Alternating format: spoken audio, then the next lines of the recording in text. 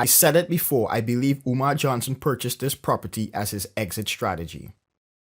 However, for the sake of the people that donated their hard-earned money, I was hoping to be wrong. I showed you that he has not paid the taxes and the utilities on the property, and the bill is now over $170,000. If you have not seen that video, I will put a link to the video on the screen. My theory is that Umar Johnson is going to eventually lose this property because he's not going to pay the taxes. Then he's going to say the reason he lost the property is because black people did not help him.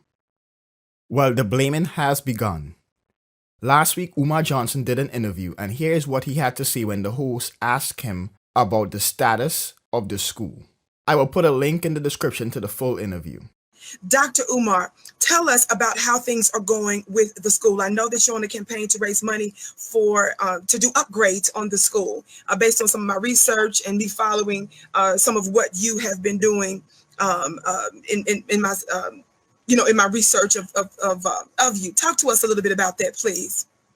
Well, with regard to the Frederick Douglass and Marcus Garvey RBG International Leadership Academy for Pan-African Excellence, we acquired a 4-building campus in Wilmington, Delaware, which includes 2 schools. We acquired it 7 days, 1 week before the birthday of my ancestor, the Honorable Frederick Douglass, for whom the school will be named along with the Honorable Marcus Messiah Garvey. So we purchased those schools outright with the money that has been raised for the past 5 years on February the 7th of 2019. Congratulations. Since that time until now, we have been trying to work with some of the black contractors around the country to see if maybe we could get some black contractors to come in to the work and pay them.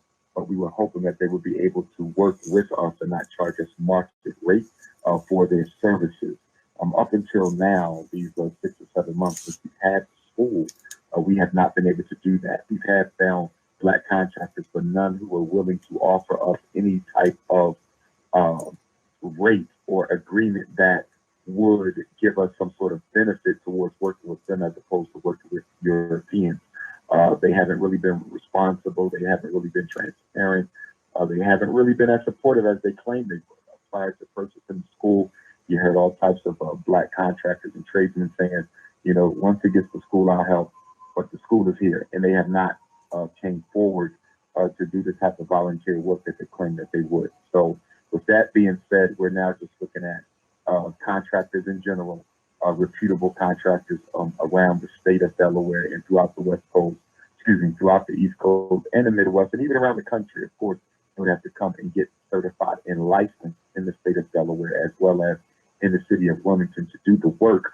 But having waited, 8 months to get black contractors to do the work, because we want to keep the money in black hands as much as possible, because it is black money that purchased the school. And I do want to thank all of the donors who helped us raise the money to purchase the school. But we have not been successful finding a group of black tradesmen and women who we feel could get this job done, get the job done in a timely fashion, get the job done with a level of quality that would allow license and inspections to improve that work, approve that work, and grant us our certificate of occupancy. So as you know, when you're dealing with commercial contractual work, there's levels to it, there's permits that have to be pulled, there's inspections that have to be taken place. And I've had brothers come forward who could do the work, but they don't have the paperwork, they don't have the licenses and the certifications to do it. So that has been another hang up. And so we're just moving forward.